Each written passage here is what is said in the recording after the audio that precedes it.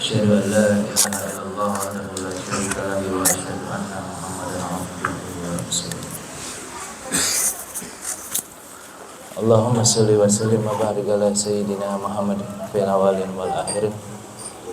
Wa shalli wa sallim wa barik ala sayyidina Muhammadin fi kulli waqtin wa hin. Wa shalli wa sallim wa barik ala sayyidina Muhammadin fil malaa'ikati ila yaumiddin. Subhanaka la ilma lana illa ma 'allamtana innaka antal halimul hakim. Rabbi shrah sadri wa yassir li amri wa hlul 'uqdatam min lisani yafqahu qawli. Ala ya'lamu man khalaqa wa huwa latiful khabir. Lagasharna ka kita wa ka basaraka yaumal hadid. Amma ba'd. Usikum wa nafsi bi taqwallahi faqad fazal muttaqun. Bapak, Ibu, saudara-saudari dan anak-anak yang saya muliakan, marilah kita sama-sama mengaturkan puji syukur kepada Allah Subhanahu wa taala atas segala nikmat Islam, iman, ihsan, wabil sehat afiat, baik hidup kita, akhirat kita, harta benda kita, keluarga kita, serta salawat salam semoga tercurah kepada Habibana Sayyidina Muhammad Rasulullah sallallahu alaihi wasallam serta para sahabatnya yang agung, ahlul baitnya yang dicintainya, khususnya kita umatnya di akhir zaman. Amin ya rabbal alamin. Saudara-saudari yang dimuliakan oleh Allah Subhanahu wa taala, tak lupa juga kita terima kasih kepada guru-guru kita, baik guru-guru di sekolah, di madrasah, di masjid, di mushola, ataupun dosen-dosen dulu yang di kampus-kampus yang ngajarin kita suatu ilmu, wabil khusus guru-guru agama, semoga beliau yang mengajar dan kita yang diajar diampuni segala dosa-dosanya, dihapuskan segala hilaf-hilafnya, amal ibadah kita yang tidak seberapa, semoga Allah Subhanahu wa taala mau menerimanya. Amin rabbal alamin.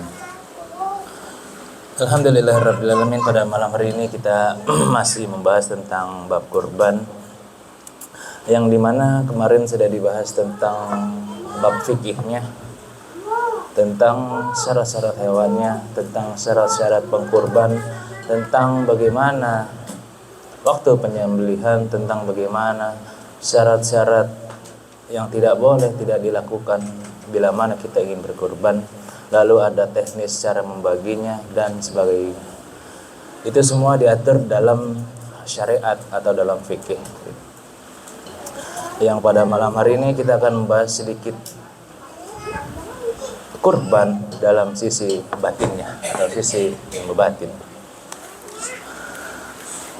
Ada satu cabang ilmu yang mesti kita pelajarin di luar fikih, yakni akidah dan tasawuf. Yang akan kita bahas pada malam hari ini ialah tasawuf. Minimal kita menguasai 3 ilmu tersebut, walaupun yang dasar-dasarnya aja gitu. Bila mana kita sudah bisa fikihnya, kita harus berkeyakinan bahwa Allah Subhanahu wa taala yang ngasih kita rezeki, lalu kita beradab kepadanya, itulah tasawuf. Saudara-saudari yang dimuliakan oleh Allah Subhanahu wa taala, pada zaman dahulu ada seorang anak yang bernama Ismail dan seorang ayah yang bernama Ibrahim alaihissalam.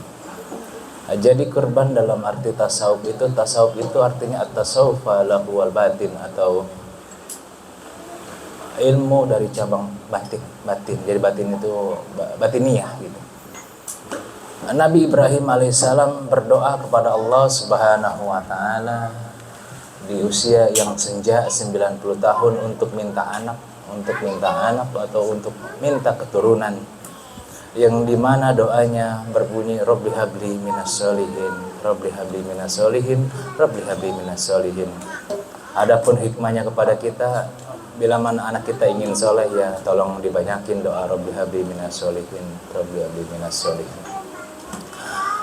Berdoa dengan sungguh-sungguh Nabi Ibrahim kepada Tuhannya, yakni Allah Subhanahu wa taala, tidak lelah, tidak gusar, tidak galau, tidak putus asa. Itulah Nabi Ibrahim alaihissalam. Alkisah Allah Subhanahu wa taala menganugerahkan anak kepada istrinya Nabi Ibrahim di usia senjanya 90 tahun, kalau nggak salah 90 tahun.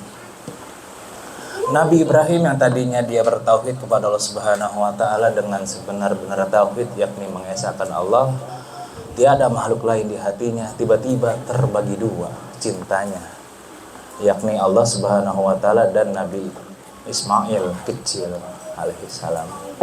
Allah Subhanahu wa taala menguji Nabi Ibrahim dengan cara mengorbankan anaknya Ismail. Dikatakan Nabi Ibrahim kepada anaknya Ismail, ya bunayya, inni ara fil manami anni asbahuk. Wahai anakku, aku bermimpi diperintah oleh Allah Subhanahu wa taala untuk menyembelihmu. Aku bermimpi diperintah Allah Subhanahu wa taala untuk menyembelihmu. Fanzur mazatar. Bagaimana pendapatmu hai anakku? Kan begitu ya. Ada hikmah penting di dalam Ibrahim ngasih tahu kepada anaknya. Dia bertanya, ya bunayya, wahai anakku. Adakah kita memanggil anak-anak kita dengan sopan? Gitu ya. Adakah kita memanggil anak atau abangnya atau adiknya dengan panggilan yang halus atau komunikasi untuk lebih dekat kepada Allah Subhanahu wa taala? Padahal perintah soal mimpi aja, tapi dia sopannya minta ampun. Ya bunayya, gitu kan dikatakan. Ya bunayya, ini ara fil manami anni azbahuk. Wahai anakku, sesungguhnya aku semalam bermimpi untuk menyembelihmu. Gitu.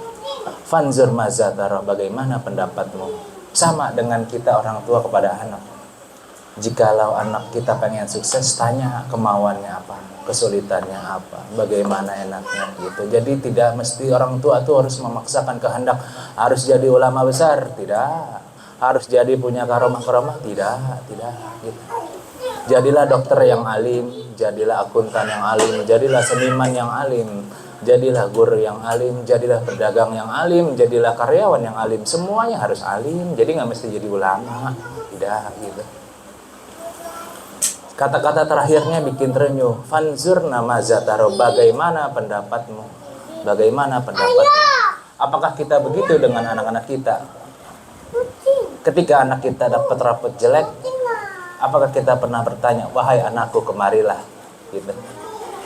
Sesungguhnya aku kurang waktunya untuk ngajarin engkau. Ibumu juga kurang untuk ngajarin engkau. Apabila aku, mohon maaf, mendatangkan guru les, bagaimana pendapatmu? Pernah begitu gak tuh sama anak tuh nanya gitu? Belum. Kita tahunya kalau dapat nilai jelek, main mulu sih, kagak belajar, kan gitu.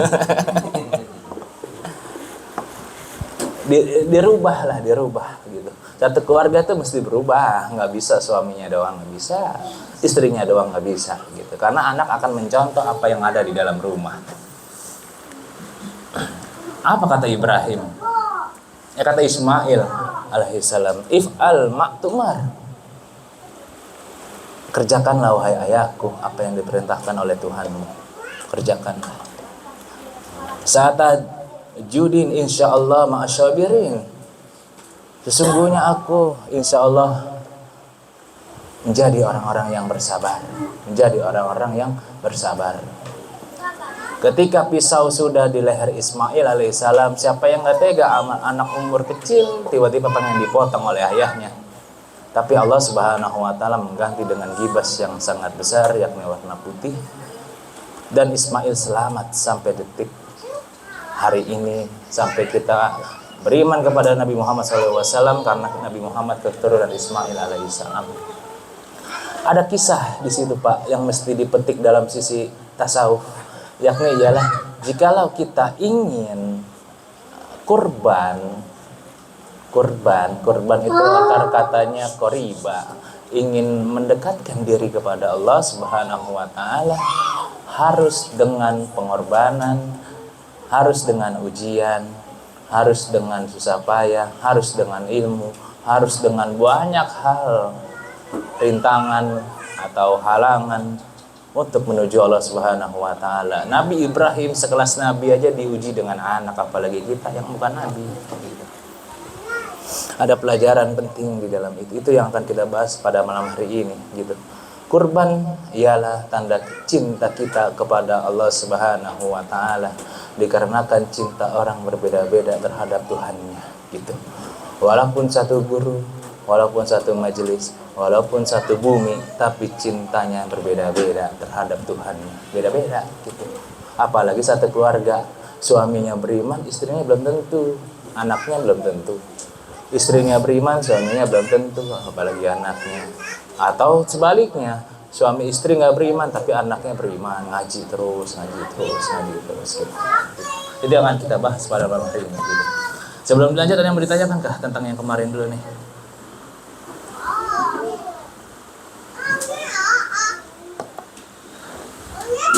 Oh, ada kita lanjut nih. Pak Indra sehat, Pak Indra?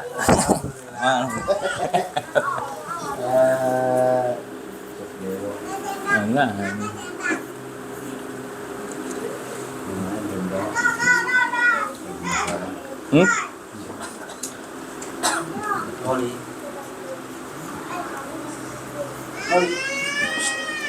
Apa tuh?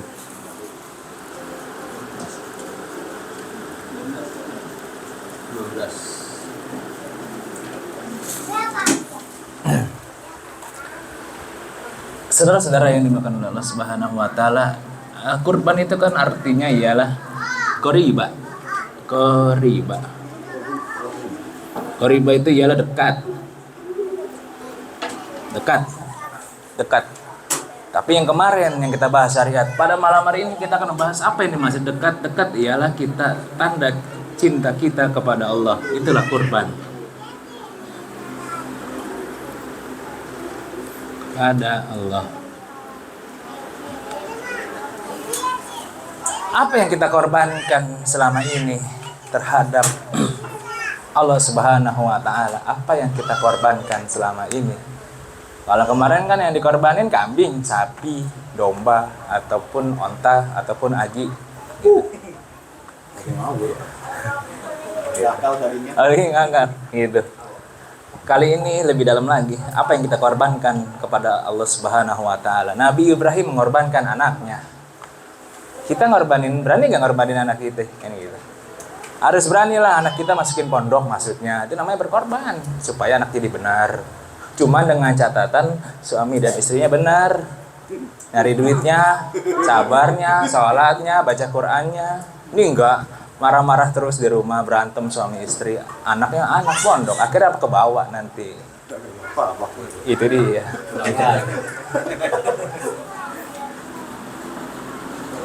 Kurban. Karena banyak yang salah paham, anak dipondokin harus jadi ulama. Tidak, anak jangan bermindset anak harus dipondokin jadi ulama. Tidak. Anak dipondokin supaya menjadi orang yang manfaat, kaya dan beragama. Gitu dong ngajinya. Kalau jadi ulama semua sampai ngaji ntar. Jadi ulama itu berat karena nanti di yaumil kiamah dia akan ditanya yang paling duluan. Itu ulama. Jawab. Kurban. Yang harus kita kurbankan pertama kali ialah soal hewan ternak.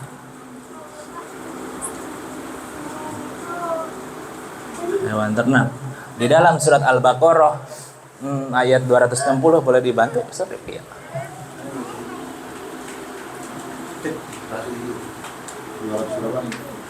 260.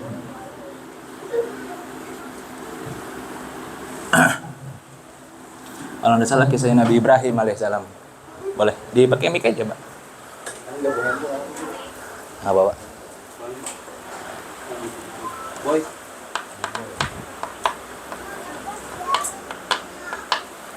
Ada, udah. Hah? Iya, lamaan. Ini dia mau cabut. Enggak. Ini baca, udah. Ada, apa tuh? Boleh tuh. Dibacakan. 260. Dan ingatlah ketika Ibrahim berkata, Tuhanku, perlihatkanlah kepadaku bagaimana engkau menghidupkan orang mati. Allah berfirman, belum percayakah engkau? Dia, Ibrahim menjawab, aku percaya, tetapi agar hatiku tenang, maka dia, Allah berfirman, kalau begitu ambil 4 ekor burung, lalu cincanglah olehmu. Kemudian letakkan di atas masing-masing bukit satu bagian, kemudian panggillah mereka. Niscaya mereka datang kepadamu dengan segera. Ketahuilah bahwa Allah Maha Perkasa dan Maha Bijaksana. Yang pertama yang harus kita korbankan ialah koma. Ada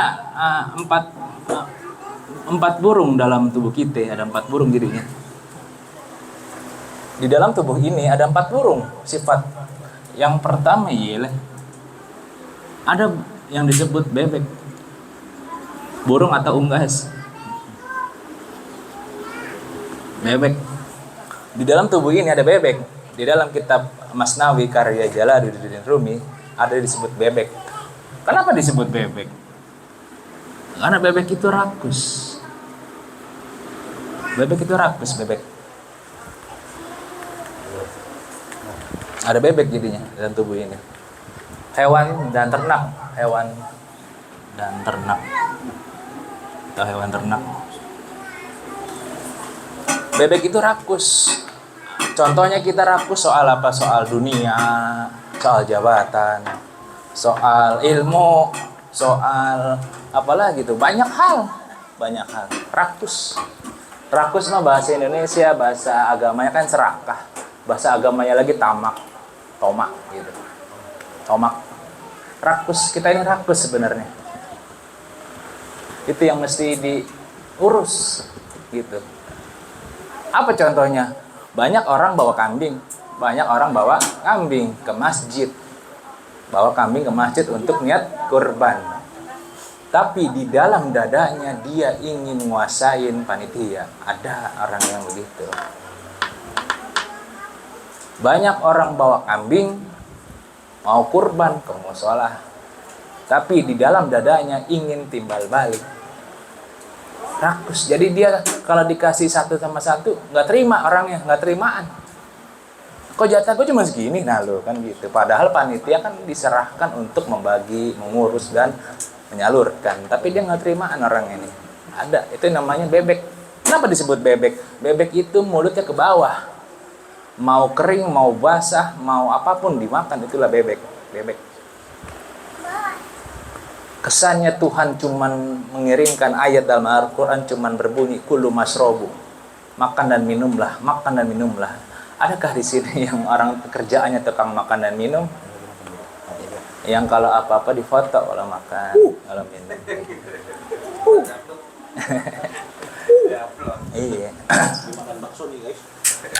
Tapi ada lawannya. Dia harus namanya qanaah dia. Qanaah itu menerima. Karena susah juga nemuin zaman sekarang yang qanaah, susah, yang menerima. Susah. Dikasih makan tempe terima, dikasih makan ini terima, susah sekarang. Lalu nomor 2 ada yang disebut ayam jago. Ayam jago. Ayam jago itu melambangkan nafsu dia. Nafsu itu banyak nafsu. Jadi di dalam tubuh kita ini banyak nafsunya.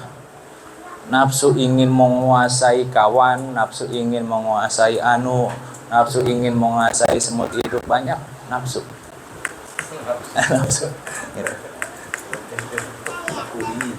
Nafsu jadinya itu keinginan yang dari dalam nafsu. Lawannya nafsu apa? Hah? Itu mana nafsu? Lawannya apa nafsu? Kalau udah belajar nafsu.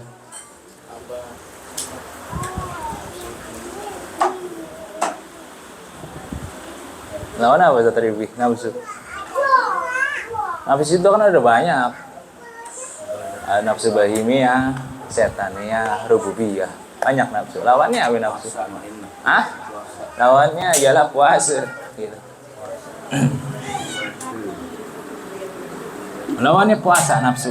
Jadi kalau orang kebanyakan nafsu, dia harus puasa. Puasa itu nggak mesti makan dan minum, puasa ngomong juga dong sekali-kali. Ibarat kata suaminya puyeng, bini diem aja puasa ngomong gitu dong. Cara protes halus namanya. Protes halus. Itu dia. Ya habiskan salah mulu, misalnya ente ngeracik herbal. Gua lihat kayaknya bukan begitu tuh racikannya tuh. Salah lah pokoknya di mata gua dah gitu. Itu namanya nafsu, dia memuncak nafsunya. Umpamanya ini BG, umpamanya. Ini dia nih berarti nafsunya memuncak dia gitu. Makanya Bukan, takutnya lingkungan sini Pak yang lapar bukan Enggak. saya. Lingkungan sini mali-mali. Masya Allah. Amin, amin. Kalau kelihatan. Ini kelihatan. Rimba. Iya, kalau nggak kelihatan nggak tahu dah. Puasa Bu, puasa. Puasa itu jangan sempit. Puasa itu harus menahan makan dan minum, tidak, naikin dong. Puasa hati, puasa mulut. Sekarang puasa mulut nggak ada, puasa jari itu. Terutama 2 jempol. Ntar kalau Allah puntungin gimana itu? Kita tunjuk doang ngetiknya. Gitu. Hati-hati dosa jariyah. Salah ngirim, ente tidak ngecek dulu hawak sababukan, dosa itu namanya. Gitu. Ayam jago. Lalu ada merak. Iya, merak. Merak itu sombong. Ingin lebih baik dari orang lain, itu merak, sombong. Ketika dia udah sombong, harus dia tawadu, rendah hati. Harus tawadu dia. Lawannya merak ada namanya gagak. Gagak itu keinginan. Kalau keinginan dia harus redo dia. Dari keempat unggas ini, yang mana diri kita? Itu aja deh dulu. Yang dari 4 unggas ini, yang mana diri kita? Semuanya. Gitu. Ini kan batinnya. Kata Ustaz Rifki, tasawufnya dong dibahas. Oke. Gitu.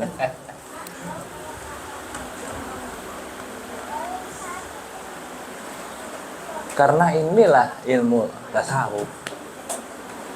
Sebenarnya tasawuf bukan ilmu pengamalan. Apakah kita bebeknya kebanyakan atau ayam jagonya kebanyakan atau meraknya banyak, sombongnya minta ampun, gitu. Gagak kebanyakan dulu. Oh, gagak kayaknya kebanyakan. Kayaknya kebanyakan. Keinginan hidup kata. Iya. Ayo mundur sedotan. Apa tuh? Apa? Yang mana? Kita yang mana nih? Ini sadar lah, ini ngaji udah lama soalnya, nggak ada perubahan gimana? Gitu. Kalau ngaji hanya sekedar ngaji YouTube mah bisa aja. Ngapain bela-belain datang ke Pondok Cabe? Hujan-hujanan, nggak ada perubahan. Kalau ngaji mah di YouTube aja tinggal ngeliat gitu. Karena kita kan ngeluangin waktu, tempat, tenaga, biaya, dan lain-lain. Jadi ngajinya kudu bebekas dong ngajinya. Gimana nih ngaji nggak bebekas ini? Minimal adalah bekasnya minimal. Itu yang dimaksud dalam surat Al-Baqarah ayat 260. Ada hewan unggasnya.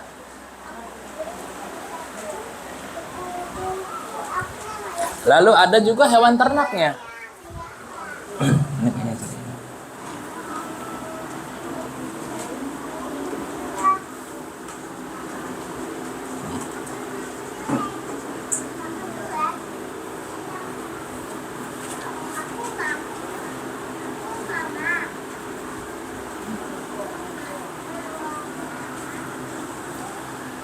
Ada hewan ternaknya di sini. Di dalam surat Al-A'raf. Al-A'raf itu surat ke-7 179. Boleh dibantu, Pak?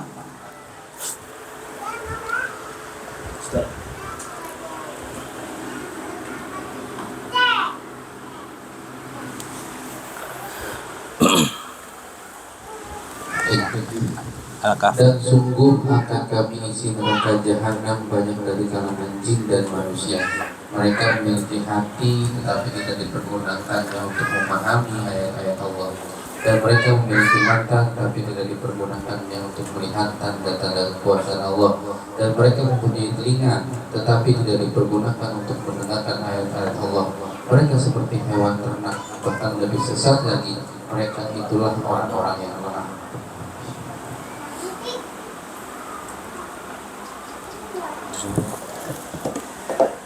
Hati-hati, di dalam tubuh kita banyak hewan ternak, banyak.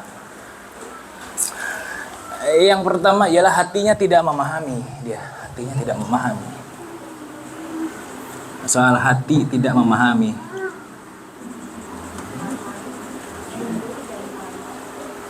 Hati tidak memahami itu karena kebodohan. Karena kebodohan hati tidak memahami. Ilmunya sudah disampaikan terus terang, tapi tidak paham-paham hatinya. Birrul walidain itu baik, tapi nggak ada yang birrul walidain. Gitu. Nafkah istri itu baik, tapi nggak ada yang menafkahin istri. Ngurus anak itu baik, tapi jarang yang orang mohon maaf didik anaknya dengan benar. Namanya hatinya nggak paham-paham dia hatinya, tidak memahami. Tapi kalau urusan duit, paham dia urusan duit. Cepet itu. Nomor duit 1 juta, ininya langsung bercabang, itu namanya paham. Hati tidak memahami, hati. Hatinya nggak paham-paham. Udah dibilangin masih batu bahasanya itu. Hati nggak paham. Lalu kupingnya nggak dengar deh.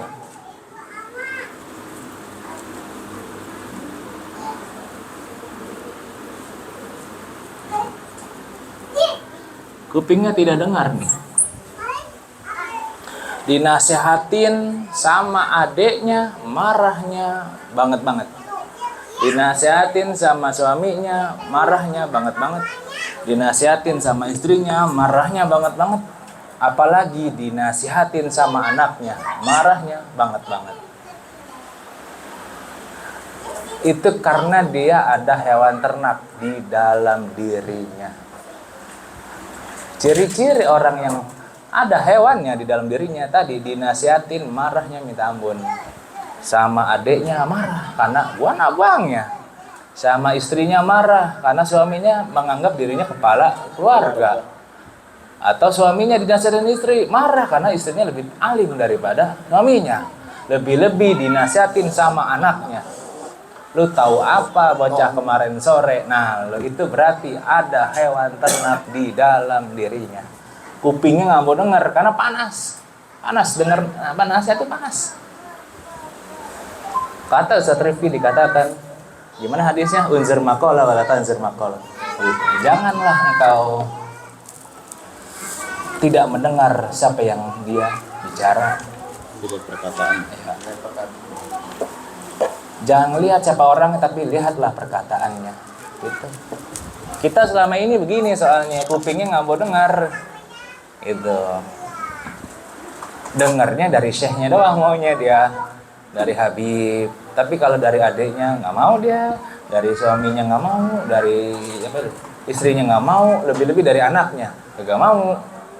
Karena tadi merasa dirinya paling benar. Contohnya apa? Kambing dah, kambing. Tahu kambing ya Ki ya? Iya. Kambing kalau sama yang punya nurut. Tapi kalau bukan sama yang punya, berisik minta ampun untuk kambing. Begitu maksudnya. Coba sama yang udah 5 tahun ngangon. Ada ikatan batin tuh kambing sama yang ngangon. Kambing disentil kagak bunyi. Coba kalau kita nyentil, ma gitu. Gak perlu ditarik ya. Itu dia. Itu beda. Kuping nggak mendengar. Lalu yang lebih parah, matanya buta. Matanya buta nih orang, mata buta. Apa yang disebut matanya buta? Kebaikan di depan mata tidak dilakukan. Buta ini matanya berarti. Padahal ada keramat di lingkungan sini, dia abaikan. Dia lebih nyari keramat di atas gunung, di ziarah-ziarah kuburan wali, padahal itu salah. Gitu. Udah paham nih Hafiz yang masih muda-muda. Iya, gitu. Karomat enak kan? Iya. Om Agi ngeluarin skincare baru. Beli. Namanya salah papan-papan. Kepo udah gitu. Salah pemahaman. Nah, ini hati-hati nih, matanya buta ini. Ini kita begini kan nih, kayak hewan ternak kan nih. Hati kagak paham-paham, padahal ngaji mah udah 5 tahun. Bahkan dari kecil. Kuping kagak mau denger. Matanya buta. Mata buta tuh bukan mata nggak bisa ngelihat, bukan.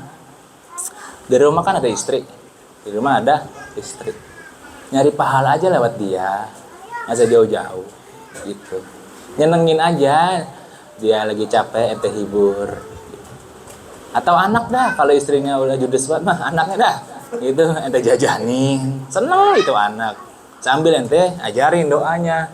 Ya Allah Tuhan kami, lancarkan urusan ayah dan ibu kami. Gitu.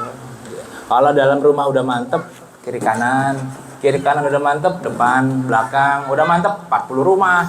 Udah mantep lagi, boleh ente syiar. Itulah syarat dakwah sebenarnya gitu. Di rumah. Karena nanti kalau ente nggak begitu, ente akan diincar oleh orang. Dilihat dulu rumah tangganya. Rumah tangganya berantakan, gimana berdakwah kan gitu. Itu dia. Makanya ente harus nyari gurunya, guru-guru mursyid yang bisa ngelihat masa lalu dan masa kemudian. Coba kayak Agi ngomongin nikah, ente pasti ngebantah. Lu aja belum kawin, Gi. Gua kata gitu. Itu dia Itu dulu. dia, kata. Makanya sakral banget itu. Nikah itu begini. Yang dengerin begini, itu ketampol aja lama-lama.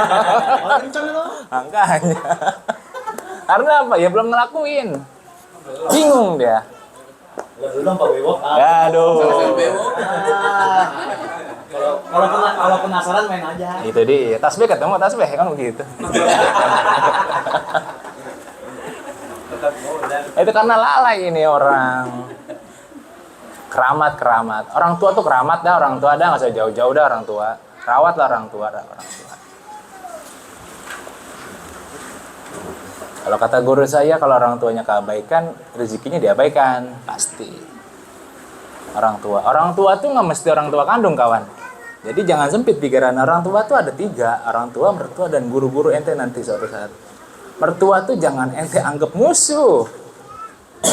Karena saya melihat fenomena di masyarakat, dia sama orang tua kandung taatnya minta ampun. Tapi kalau main ke rumah mertua, kagak mau.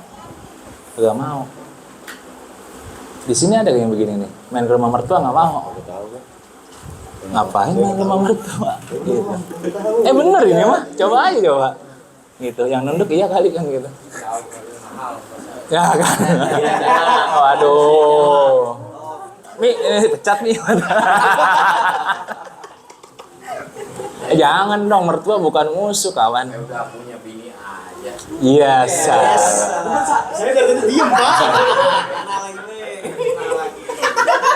Lagi belajar Pak Sadi, memahami. Ini saya lagi ngedengerin aja Pak pengalaman orang-orang. Mertua. Biar saya nggak kena.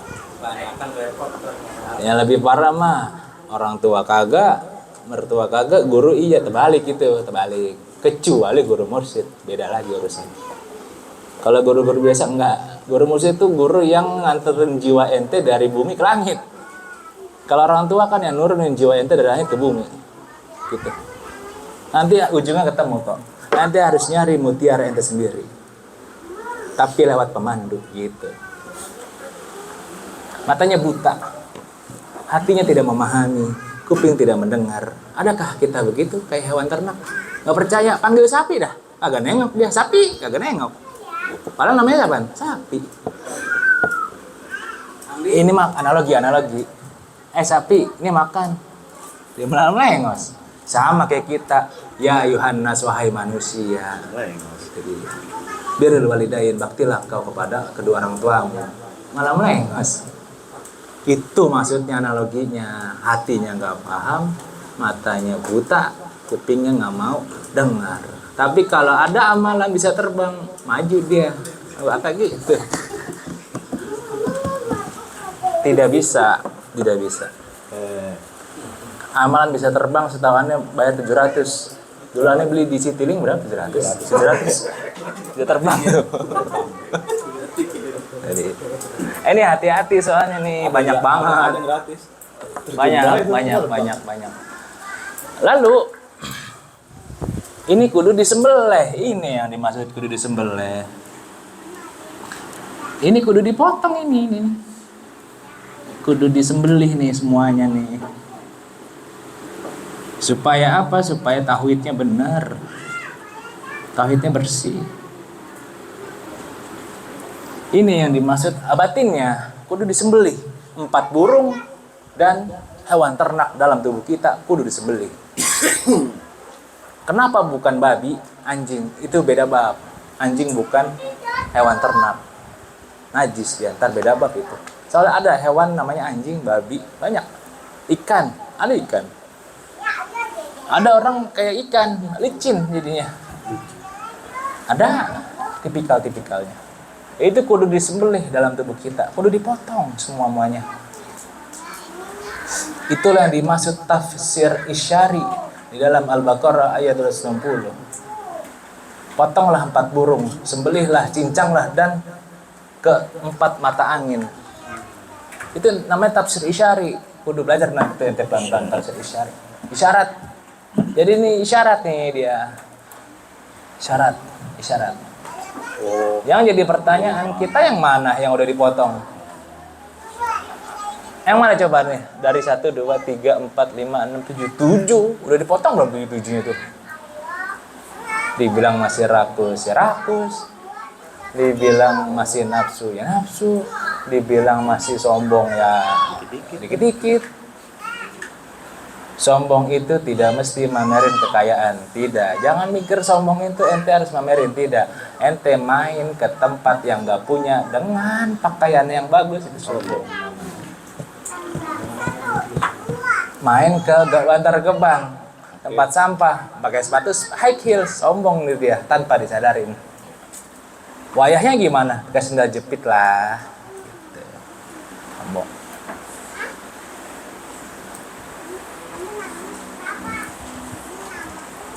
Kan sombong kan ada 2 dulu pelajarannya, ada yang disadarin dan tanpa sadar.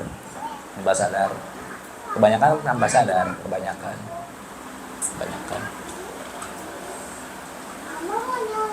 Yang mana yang udah kita potong? Terus yang mana terus yang udah dipotong nih? Bebeknya, ayam jago, meraknya, hatinya, kupingnya, matanya buta. Kalau belum semuanya berat, jauh untuk salik. Tamat semuanya kata guru. Udah dipotong? Tamat tuh semuanya udah. Wah, belum dia mah. Kan kata dia semuanya udah. Oh, dipotong nih beneran.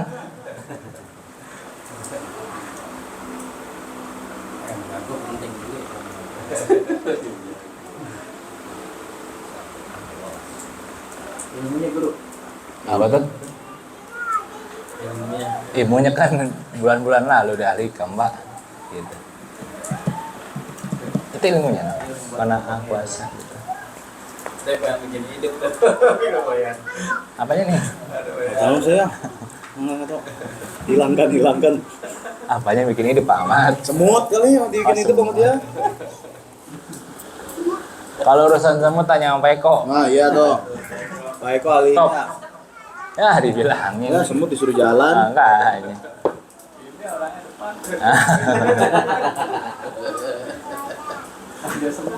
Nanti kan udah umur, jangan lah main gitu-gitu kan. Masih aja. Ya. Supaya tauhidnya benar. Kalau tauhidnya benar bisa gitu-gituan. Pasti dah. Ini mah enggak soal ngaco, dia pasti ngocol ya kalau udah bisa. Tahu ngocol. Kagak bisa jaga ngocol. Makanya. Apa lagi bisa? Beneran ini mah. Sombong, masih sombong. Kalau bisa mah. Sombong dia. Ini ente seneng bener kacamata. Waduh. Aduh, mata juga. Bisa apa kita senang udah pokoknya. Top lah. Udah disembelih ini maksudnya tasawuf batin soal hewan ternak. Lalu ada 2. Yang nomor 2 ialah tentang dunianya. Yang masih dipotong dunia ialah tentang hartanya. Lalu waktunya.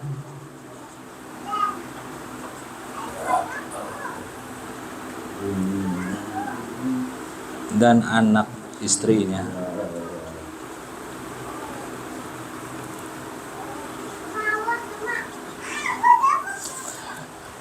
Ini mesti dikorbankan ini.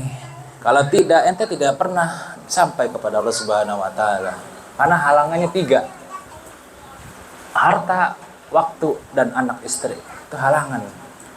Atau anak dan suami, atau suami dah gitu. Tidak bisa. Tidak disebut beriman kecuali aku lebih dicintai ketimbang anak dan istrimu. Rasul kan ngomong gitu. Kalau kita kan kadang jadi hamba istri, jadi hamba suami, jadi hamba anak. Mau sholat kagak jadi gara-gara anak nangis mulu. Tuh. Ciri-cirinya begitu maksudnya. Lagi zikiran terputus gara-gara istrinya mah merajuk aja. Lagi mau ngaji kagak jadi jalan gara-gara istri ngambek. Ah, lu nggak ngertiin gue sih, gimana ya? Gue ngertiin mulu, lu nggak ngertiin gue. Gitu. Bahaya itu orang. Ada gak di sini? Istrinya ngertiin mulu, tapi suaminya tidak mau mengerti perasaan istri. Waduh, berat.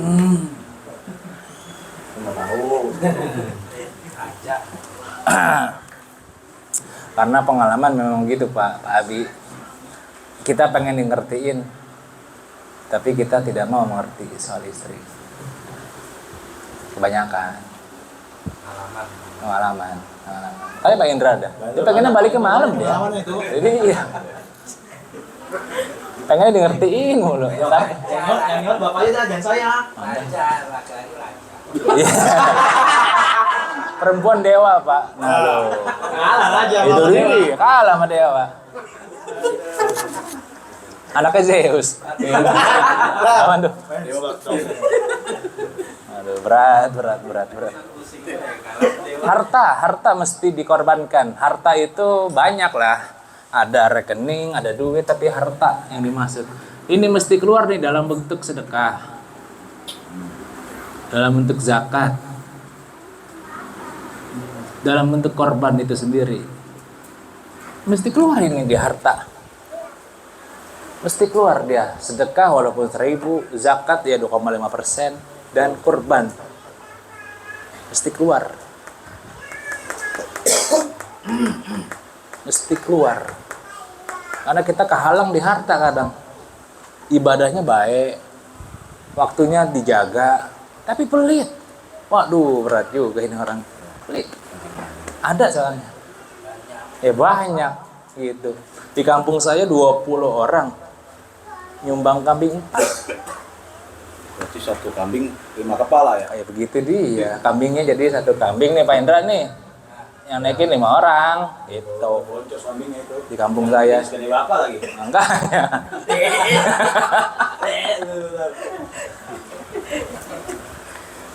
Kena dia soal harta. Pelit. Harta pelit. Tapi kalau urusan pelesiran jadi pelesiran itu jalan-jalan maksudnya. Jadi jadi dah pokoknya. Ngiling. Tapi kalau buat agamanya Allah, jihad di jalannya Allah, gak mau dia.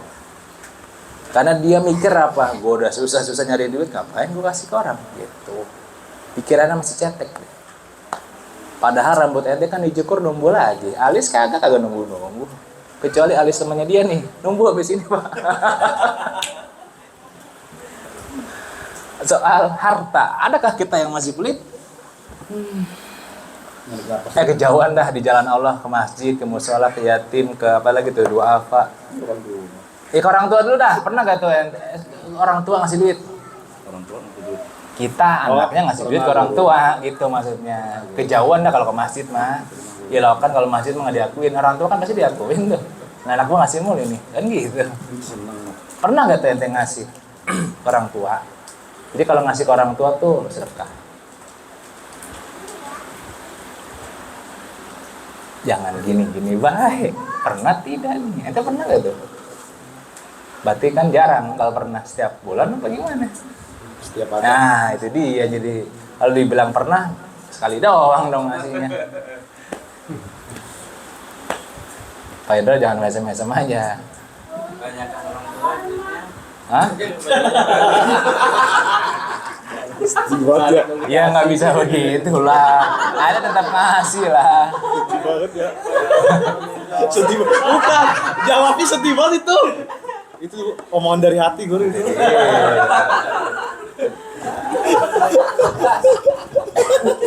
Tandain sama depan pintu loh. Ngasih lah orang tua, walaupun orang tua kaya, ngasih. Dia nggak butuh duit ente, tapi dia melihat tadi baktinya, gitu. Nggak dipakai, biasanya nggak dipakai. Sekalinya dipakai buat anak-anak ente juga, paling jajan dibalikin lagi. ente dapat sedekah, anak ente dapat jajan. Gitu dong pikirannya. Ini mah udah nggak ngasih. Dumel baik, jarang ngurusin, ngutang lagi, waduh, berat. Gitu banyak. Dalam. Jangan dong orang tua urusin, kasihan Umi di pojokan. Urusin lah orang tua urusin. Kadang anak juga begitu Pak Indra tuh, mentang-mentang orang tua kaya nggak diurusin, tidak, kudu diurusin. Malahan kalau di Arab Saudi itu berebut ngurus orang tua. Kalau di sini malah menjauh kayaknya ya. Takut kebebanan, maksudnya mohon maaf, takut kebebanan. Keperoperan. Karena bisa jadi suaminya atau istri jadi setan. Ya jangan di kita lah ya, kita kan udah atau si istri ngomong ya jangan di kita lah ya, atau suaminya ngomong oh ibu kamu di sini nenek tuh. Bisa suaminya atau istri jadi setan. Karena tadi takut kebebanan, takut biaya hidupnya nambah, takut dia males dibangunin malam-malam untuk nyebokin, takut dia males pagi-pagi untuk mandiin, males ya. Kebebanan. Padahal ente lupa, dulu kecil emang siapa yang mandiin? Gitu. Ingat-ingatlah sama orang tua. Ngorbanin soal waktu.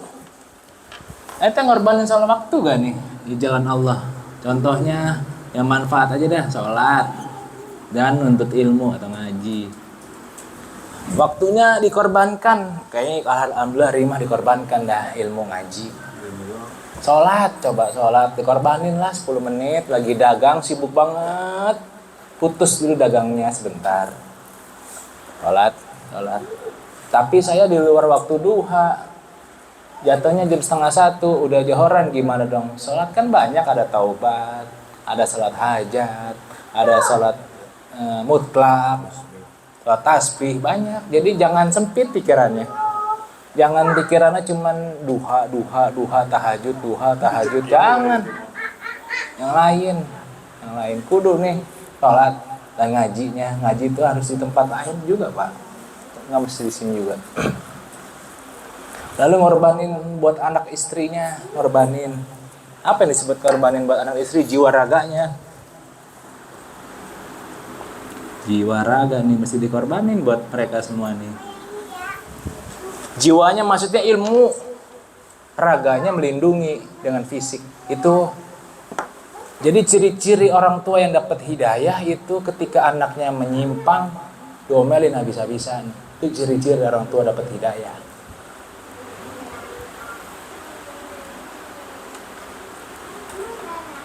Diomelin habis-habisan bukan dengan bahasa kasar, bukan dengan pukulan, tapi tadi kayak Ibrahim, ya bunayya, wahai anakku, bahasa halus. Karena biasanya anak tersinggung kalau diomelin, apalagi anak sekarang, diomelin kupingnya panas, pura-pura nunduk, tidur, waduh berat juga. Kayak Agi begitu kalau diomelin orang tuanya, nunduk, Kagak tidur. megang perut, ke WC, waduh berat. Tidur sandalan. Pak Eko kabur diomelin bapaknya dulu. Dengan bapaknya kabur. Jiwa raganya dong, jiwanya udah dikorbanin buat anak istrinya, buat suaminya.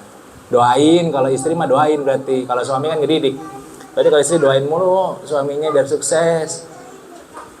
Ini mah suaminya diomelin mulu. Sian banget suami. Iya, pulang sekolah ditagih mulu. Bang, tambahan kurang, tambahan sih bang. Menarik sono sampai Jogja. Gimana kek? Waduh pulang kata Mas Indra, bisa ke Jogja. Ya udah. Oh, doanya kurang banyak tuh. Berarti budut gimana lagi nih? Waduh.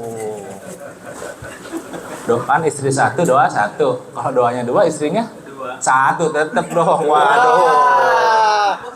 Wah, otaknya udah 2 bini baik. Aduh, gawat. Emang kada lemah. Bahaya. Keceplosan deh saya. Astagfirullahaladzim. Pak, ada perbedaan yang namanya topo, serbet, sama yang lap di hotel. Nah, kita yang mana itu? Ada perbedaan topo, serbet, sama yang buat ini nih, yang di hotel. Ya. Kita ngaca dah kalau misalnya 2 ngaca. Muka kita kayak topo gitu tahu ya. Aduh. Dompet pada perang mulu. Ada yang jikiran. Janganlah. Ini mah ketawa ya, tapi bagi seorang istri sakit loh Bu. Ketika suaminya bercanda soal istri gue dua. Maksud aneh mah jangan coba-coba bercanda soal gini, jangan. Jangan pernah ente mengucapkan enak kali bini dia, jangan. Hati istri Sakit. sakit. Maafin ya, Bu. Maafin nih kan gitu. Maafin. Ini mah ketawa aja dan tandain mukanya. Ketawa doang, hati mah menangis. Ini dia, menangis hatinya. Nangis sih udah enggak Ki? Enggak. Udah kering air matanya Masya Allah. gitu. Nangis mulu tiap hari. Iya, lupa nadanya juga lupa nadanya gimana. Raganya ngelindungin anak istrinya, lindungin. Lindungin mati-matian anak istrinya, atau istrinya ngelindungin suaminya dari apa? Dari gibah-gibah tetangga, gitu dong. Istrinya juga jangan lemes-lemes banget, semangatin suaminya. Jangan selalu nyindir suaminya mulu, jangan. Seorang istri mah sering nyindir mulu sih. Kerjaannya kalau di rumah ngomel mulu, tidur baik, main game mulu, itu cari tambahan kayak Bang. Padahal di dalam otak suaminya Misgir itu. iya gue paham. Akhirnya ngamuk pasti suaminya. Jadi ya lebih-lebih ketika suaminya pengen kagak dikasih, ini koslet nih biasanya, tes putus, udah ngamuk dah. Emang begitu. Gua diliatin. Ini mah seorang istri kudu peka, maksudnya seorang suami itu gampang koslet. Lagi capek, pengen kagak dikasih koslet dah. Beneran koslet, tetap koslet itu gimana gitu koslet? Saya gak tahu guru, belum pernah. Pak Iki kali itu. Lo gak pahamat loh. Tapi kalau suaminya ngertiin mah enak, kalau gak ngertiin susah. Takut jajan lagi. Iya. Lama-lama Jajan. beli kambing, padahal tadinya beli sate kambing. Hati-hati tuh buat seorang istri. Nah itu kasus-kasus sekarang Hati-hati gitu, aja. kan. Banyak kasih aja Bu, kasih. Makanya. Bagaimana mau dikasih Pak Sodi? Gocap sebulan. Sama. Inilah yang mesti dikorbankan dunia kita nih. Mesti dikorbankan. Jiwa raga buat anak istri, buat suami mesti dikorbankan.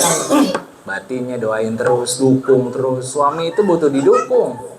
Bukan butuh diambekin, diomelin, disindir-sindir. Kagak butuh suami mah digituin. Butuhnya dukung, semangat ya Mas. Nih kopinya kan enak. Suami adem hatinya. Ini mah kagak.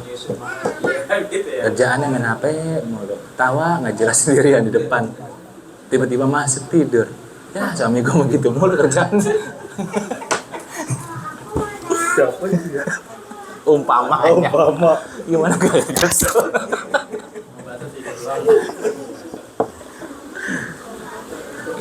Kudu ngelindungin. Sabar Pak Indra. Kudu ngelindungin. Jiwa raganya kudu dilindungin. Suaminya maunya di ngertiin mulu. Tapi ketika dinasihatin dikit, lu nggak pernah ngertiin gua lu. Gitu. Tapi baik kok dah, dia paham dah. Gue denger. Pura-pura gak denger dia. Gitu. Oi. Iya. Oi. Lalu yang terakhir ialah tentang kebanggaan. Kebanggaan. Korbankan kebanggaan ente. Kebanggaan ya. Kebanggaan tuh ada dua. Yang pertama nurunin ego.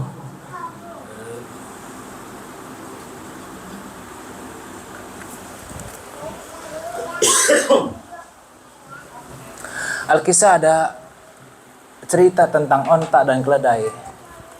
Keledai selalu jatuh dan onta tidak pernah jatuh karena keledai kepalanya selalu melihat ke jalan dan onta selalu mendangat. Menangislah keledai di dalam penjara. Bertanya keledai oleh onta, "Wahai onta, kenapa engkau tidak pernah jatuh? Sedangkan aku yang melihat ke jalan selalu jatuh."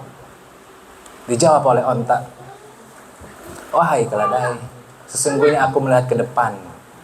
Ada lubang aku hindari. Sedangkan engkau melihat jalan tidak ada lubang, kau jeblos." Apa maksudnya? Terkadang kita kayak keledai. Kita ini murid keledai. Guru itu onta, lebih ke depan pandangannya. Makanya kita harus berguru kepada guru-guru yang benar. Karena kita masih ada kata egonya, akunya masih banyak. Akunya masih banyak. Padahal ada makalah dikatakan man arafa nafsah faqad arafa rabbah. Barang siapa yang mengenal diri, sungguh dia mengenal Tuhannya. Ego kita masih banyak. Ego kita masih banyak. Contohnya ada seorang salik dekat-dekat dengan gurunya, seorang syekh. Dia bangga. Padahal dia terhijab. Jadi yang dimaksud kedekatan dengan guru bukan soal ente berdekatan, berduaan, teleponan berlama-lama, di foto berdua, bukan, tapi menjalankan ajaran dari gurunya, dari Rasulullah SAW. Itu disebut salik. Jadi kalau ente pengen belajar kayak gini-gini nih, mesti nemu guru dulu nih, nurunin ego, mesti ketemu guru-guru benar. Karena kalau enggak nggak bisa, bias itu nggak jelas dah, nggak jelas. Contohnya, gue udah ngaji guru, iya, selama 2 tahun, iya, nggak ada perubahan dalam hidup gue, iya, karena lu masih begini, diem deh. Contohnya apa? Guru, ya, kok hidup gue gini-gini aja, nggak ada perubahan karena lu masih ngelawan orang tua, salah satunya. Itu namanya apa? Nemu guru, gitu. Dikasih tahu kelemahan kita tuh, dikasih tahu kayak keledai. Dulu saya berguru gitu sama kayak Bunyamin. Dikasih tahu kelemahan-kelemahan saya. Sama Babe termasuk. Sama Babe cuman bilang, kalau sholat doa, ya Pak. Karena saya dari dulu, dari kecil kalau sholat nggak pernah doa. Nggak pernah doa saya. Habis salam langsung kabur. Habis salam kabur. Kancing. Karena saya mikirnya cuma satu, ilah kan gua nggak dijaga kan gitu. Tapi tetap salah kata bokap. Kudu berdoa. Makanya saya doanya banyak tuh, gitu. Itu namanya itu Pak, nemu guru yang ngasih tahu kelemahan.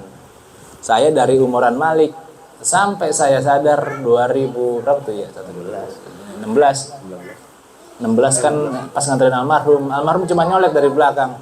Kalau salat doa, ya Pak. Bilang, saya diem aja. Kenapa saya diem? Ya, emang benar saya nggak pernah berdoa kalau salat. Nggak pernah saya berdoa dari dulu. Bisa assalamualaikum warahmatullahi wabarakatuh, assalamualaikum jalan. Itu namanya berguru. Apa? Dijalanin perintah gurunya. Padahal saya sama almarhum nggak dekat.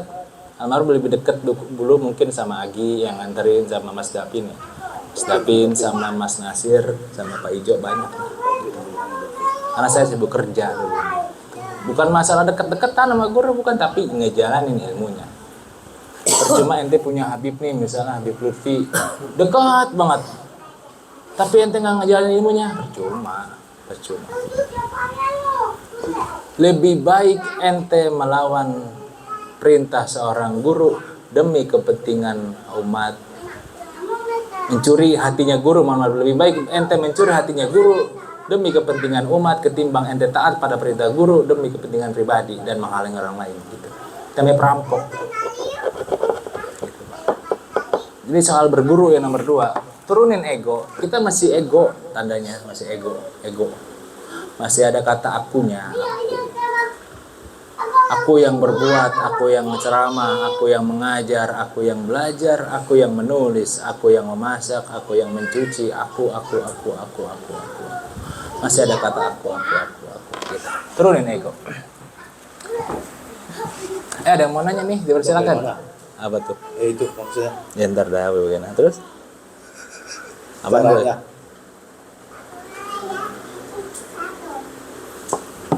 Saya nanti dikasih tahu. Belum kelar kan? Belum ya udah. Lanjut. Yang nomor 2 ialah neken kepentingan pribadi. Neken itu gimana ya maksudnya? Tekan ya?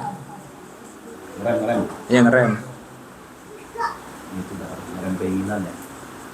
Nah nih, jeleknya kita sebagai murid, kalau dekat guru ada maunya, dekatnya jelek banget di rumah. Beneran. Karena ada kepentingan pribadi. Itu. Nggak percaya, coba lihat muridnya Habib Jindan dia. Dia kagak mau deket-deket sama gurunya. Karena emang ada kepentingan, ngaji ya ngaji aja. Gitu. Aka Al-Fahriah dah kampung Gagak di Pondok Aren. Ente yang bakal ngeliat Habib banyak di situ. Cuman nggak deket-deket sama guru besar, enggak, karena tadi dia nggak ada kepentingan. Kepentingannya buat umat. Kalau kita kan enggak. Dekat sama guru dipepet terus kagak dapat mental ngajinya gitu. Jangan nekan kepentingan pribadi dong.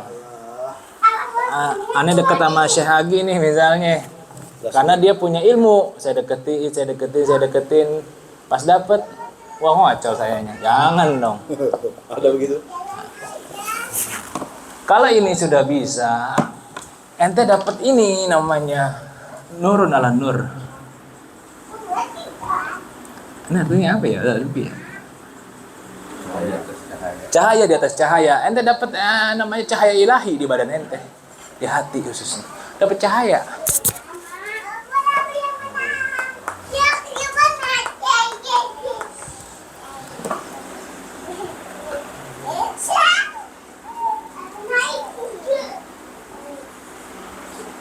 Gitu. Dapat cahaya ilahi. Caranya bagaimana? Kan gitu ya. Cara namanya. Apa? Caranya ialah menghinakan diri.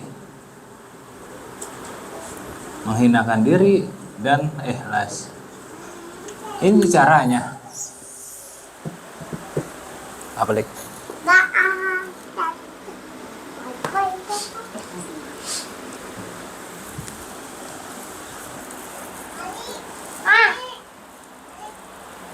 Pertanyaan lagi si Agi, gimana cara menghinakan diri dan ikhlas?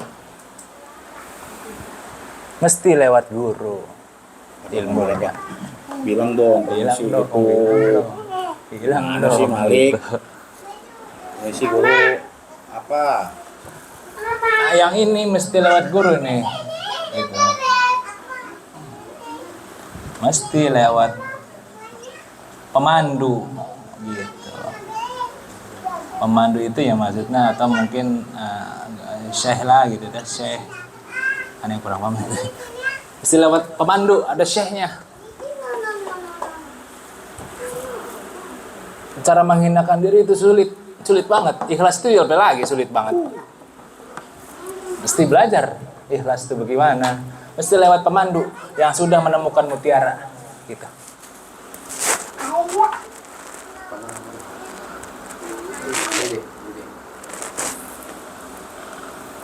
Yang jadi masalah, kita ngajinya sudah kesini belum gitu. Karena kalau sudah dapat ini nih, maaf boy, ini dapat kesadaran namanya.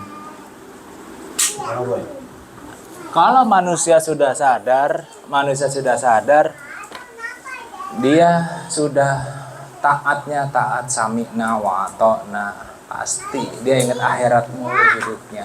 Walaupun dia kerja, dia ingat akhirat, kagak mau nyolong, kagak mau ngomongin orang, kagak mau ngambil hak orang. Salat walaupun telat dia diminta maaf. Orang tua nelponnya diangkat sesempatnya, nanti pulang dikunjungin. Anak minta dibela-belain. Itu namanya tadi kesadaran. Gitu. Berkurbanlah dengan memotong keserakahan dan berbanggalah akan orang yang mendapatkan kesadaran. Karena orang zaman ini jarang yang sadar. Gitu.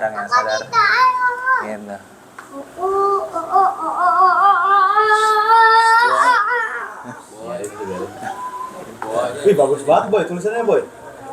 Boy, awas dulu boy. Boy, panggil minum. Boy, Pakai almond. boy minggir dulu boy. Gitu. Sudahkah kita mendapatkan kesadaran? Gitu. Sudahkah kita mendapatkan kesadaran? Kayaknya belum dah, karena kita masih mentok di sini nih. Egonya belum turun, deh biarin dah. Kepentingan pribadinya masih naik, masih tinggi, belum. Jauh banget.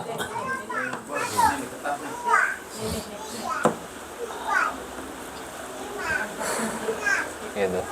Kenapa dibilang jauh padahal Allah sudah berfirman wa iza sa'alaka ibadi fa inni qarib. Apabila engkau mencariku, aku ini adalah dekat. Bingung tuh. Wa iza sa'alaka ibadi fa inni qarib. Kalau engkau mencariku, aku sangat dekat banget aku.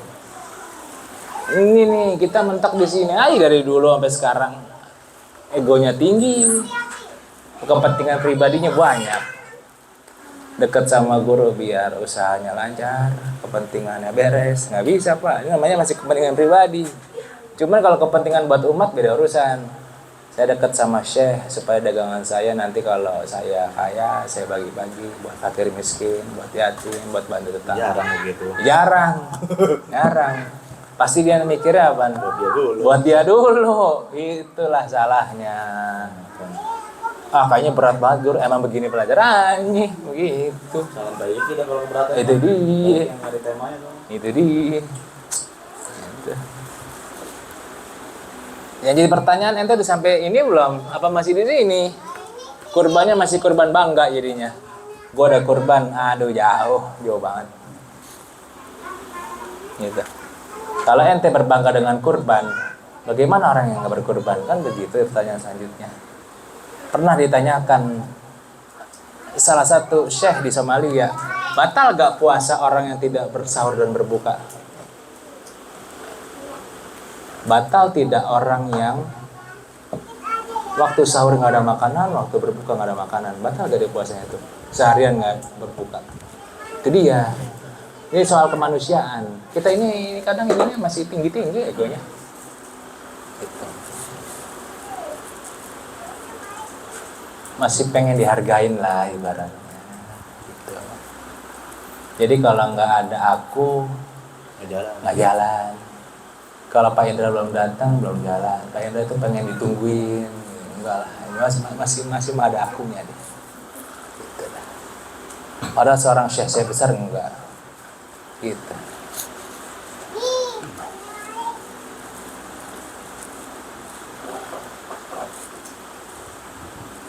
Paham nggak ya? Kalau nggak paham, ya udahlah ditutup baik. Wabillahi taufiq wal hidayah. Wassalamualaikum warahmatullahi wabarakatuh. Waalaikumsalam warahmatullahi wabarakatuh. 11